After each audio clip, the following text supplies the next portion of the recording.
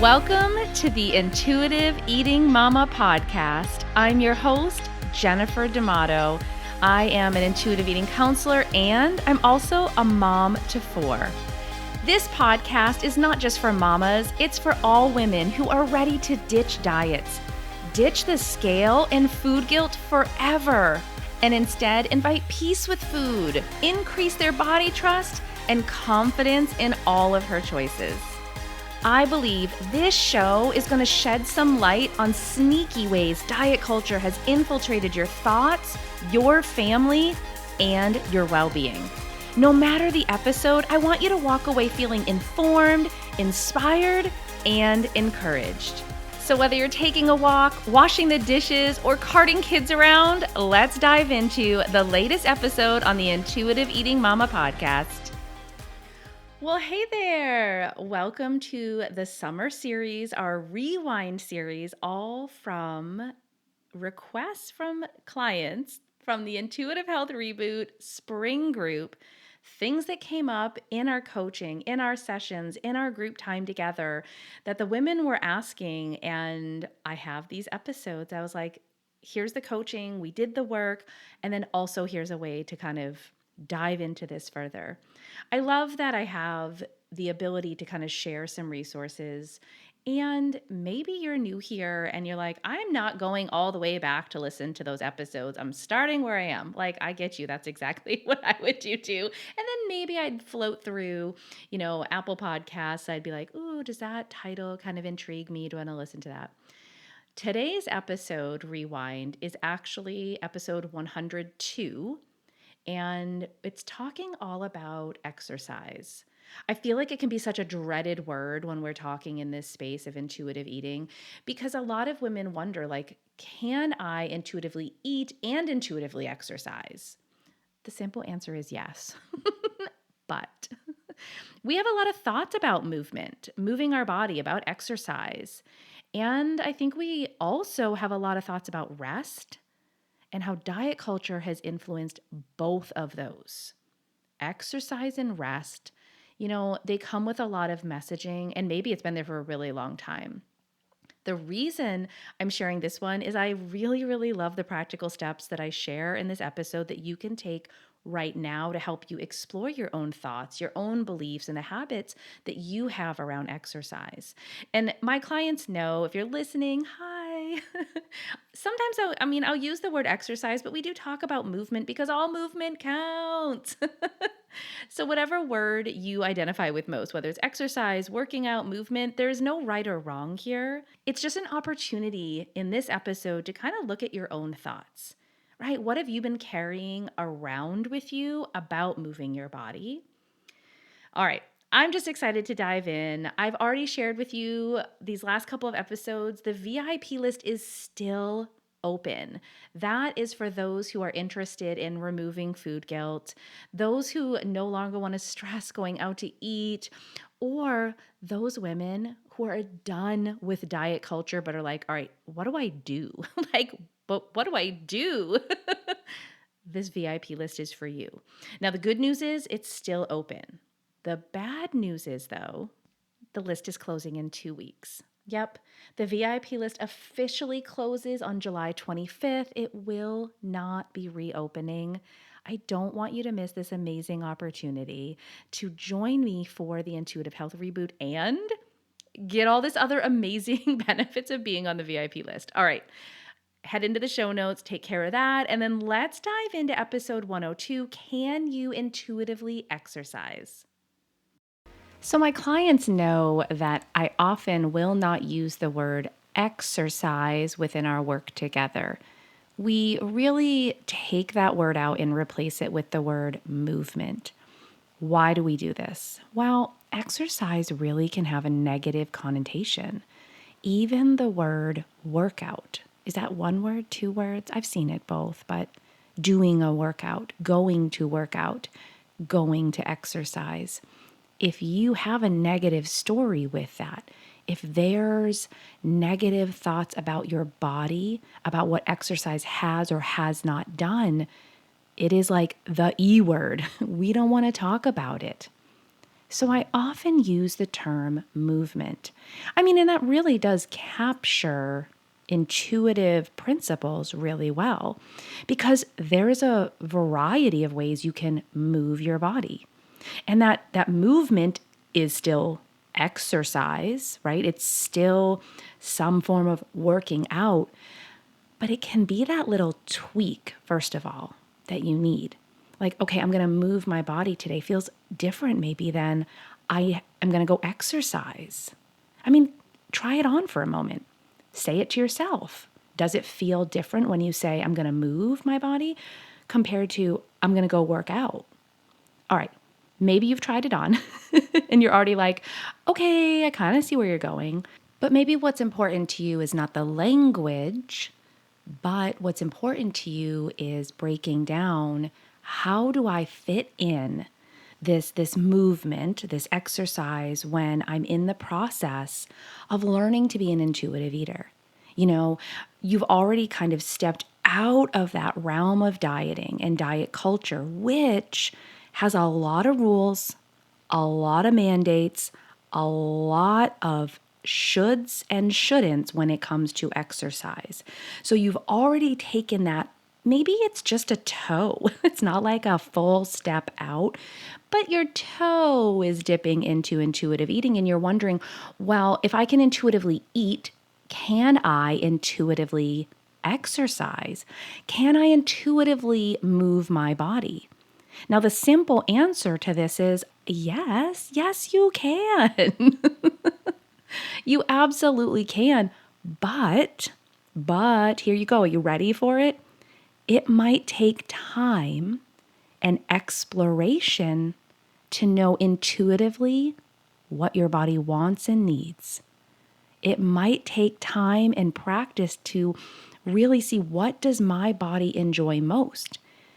Just like with intuitive eating, you've been following someone else's rules for food. You've been following someone else's rules, whether it's, a mixture of dieting and those rules and information that's come in, or your own beliefs about your body that's been contributing to restriction, and you're just not even sure, what do I do? And you're exploring foods again, and you're exploring this idea that all foods fit and that you want peace with food. You're, increasing variety. You're doing all of these things.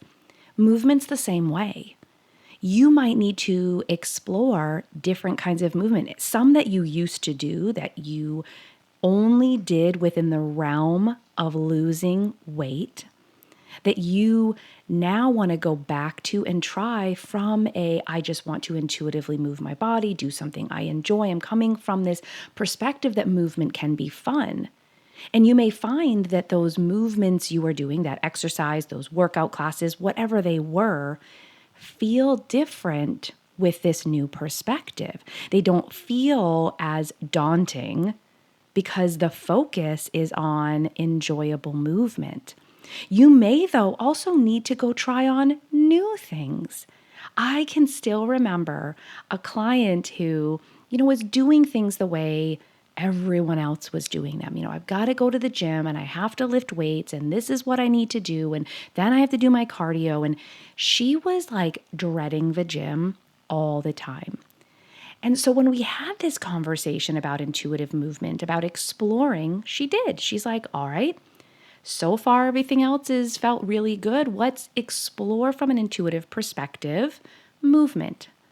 And when she discovered kickboxing, I can still remember that session. She was the most excited I'd ever heard her. She would say things like, Jen, I can't believe how consistent I'm going. Like, I just love it so much. Now, this was from like a brainstorm of ideas, all the types of movement. She had different places around where she was living, different things that fit into her schedule. And she's like, all right, I'm just going to give this a try as well. We'll see where it lands. And it was the game changer, that she found something that intuitively her body's like, this feels so good. Now, I'll tell you personally, I don't care for kickboxing one lick. Like, I don't want to do it. Not my jam at all. I actually know several people who, like, it lights them up. They just feel so good before they go, while they're there, after. I mean, wow, wow, wow. They feel the same way I feel when I'm lifting weights. Like I just enjoy it. I find a lot of pleasure. Now that took time. I really did have to explore when I walked out of that space of obsessive health, orthorexia.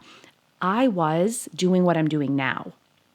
I was lifting weights and doing, cardio. I was doing excessive, of course. Everything was excessive when I was in the high midst of diet culture, weight loss, focused, everything.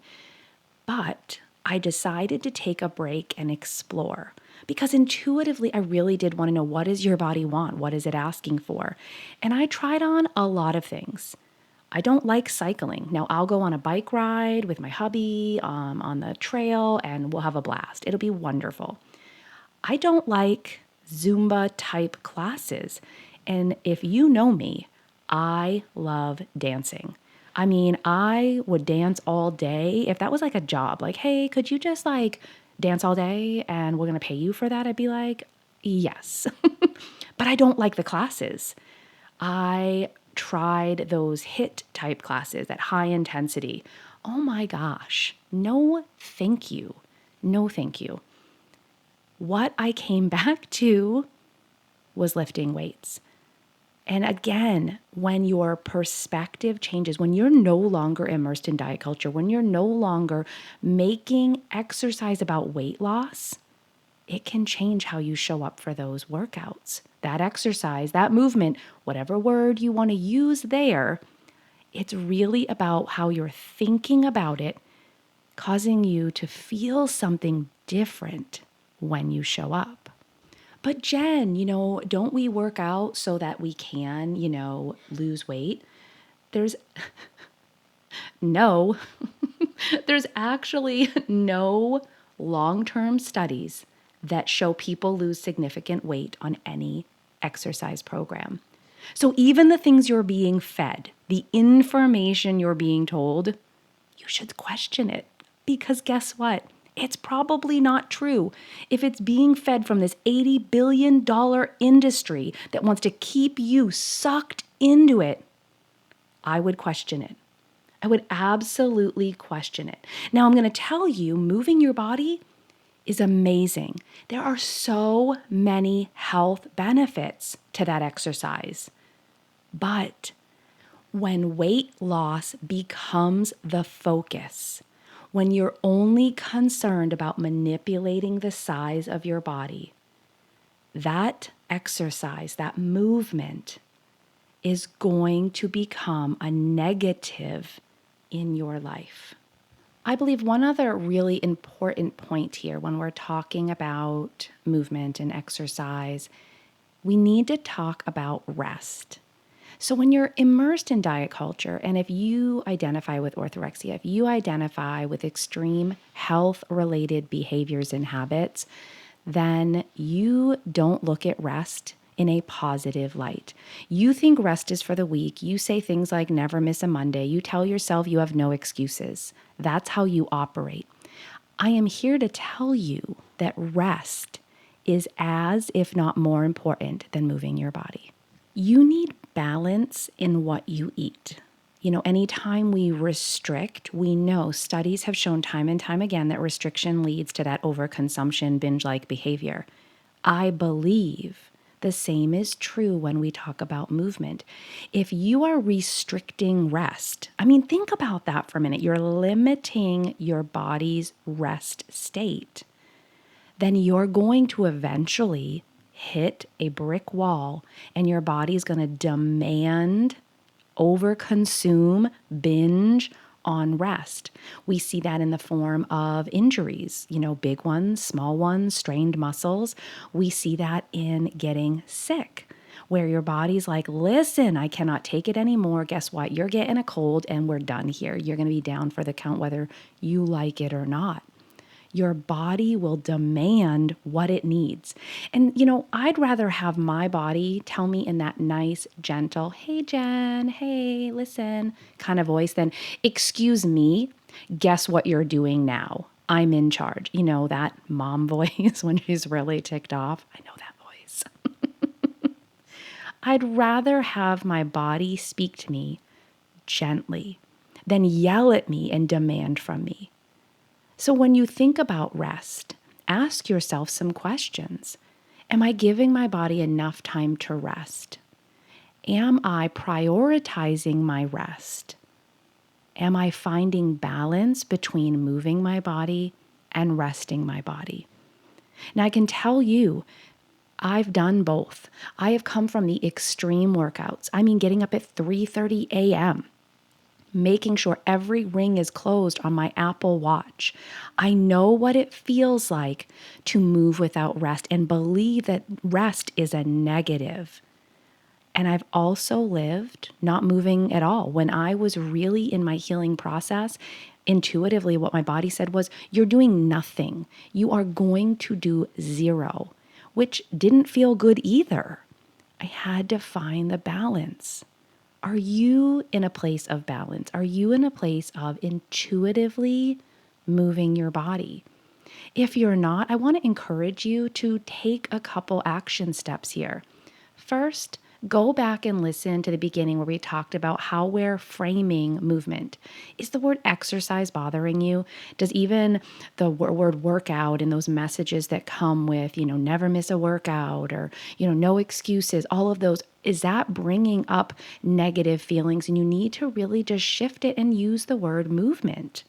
The next action step you can take is seek out variety or assess, am I doing movement that I enjoy?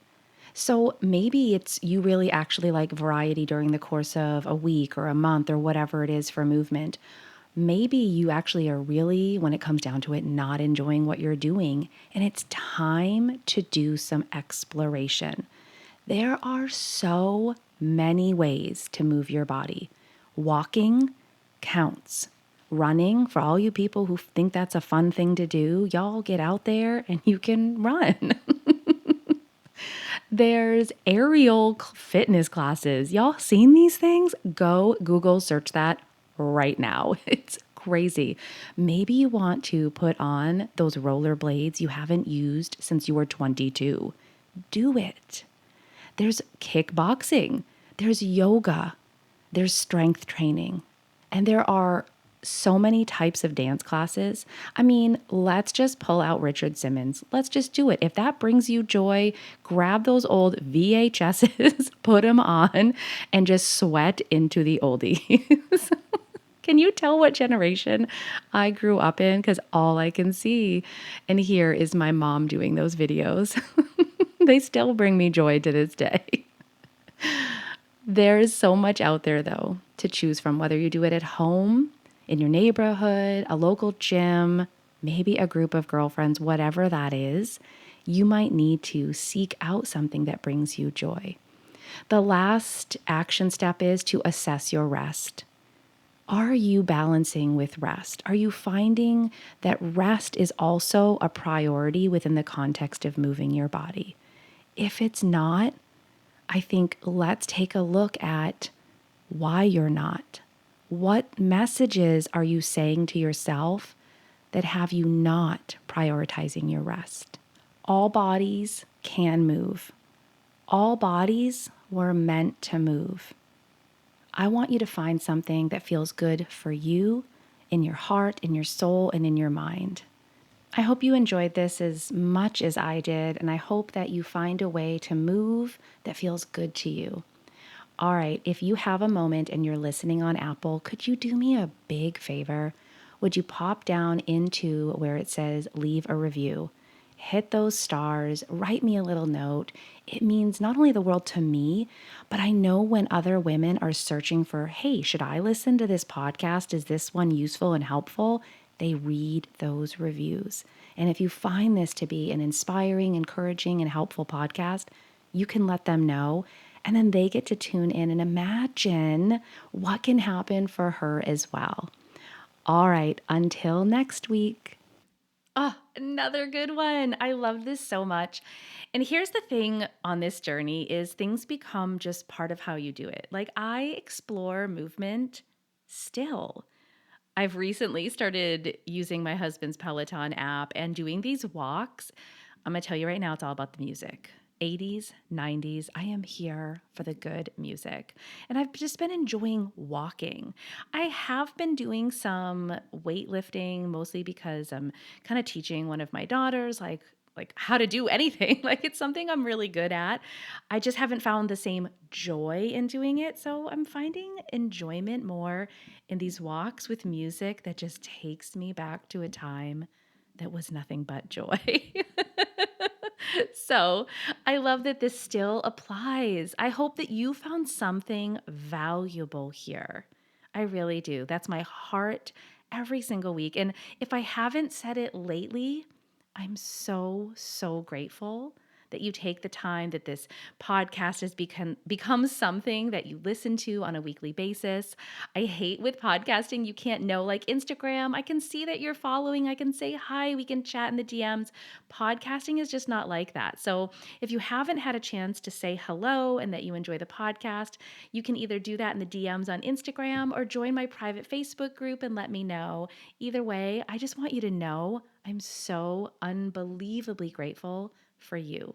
All right, I can't wait. We have one more rewind episode in this summer series. I'll meet you right back here next week.